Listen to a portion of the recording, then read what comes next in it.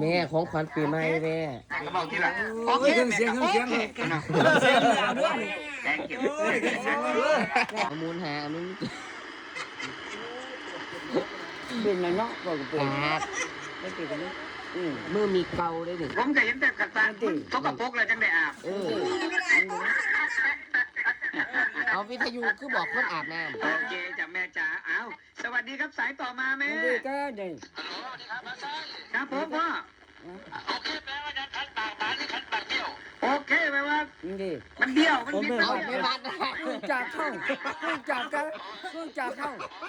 เป็นได้นอกกันมือไม่ ม้วนไปอีกเลยมาดิเต้นมาดิเต้น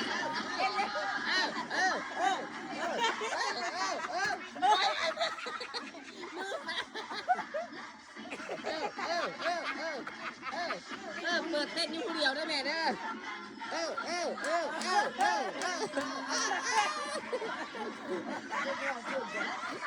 ต้องจะว่าพูดก่อน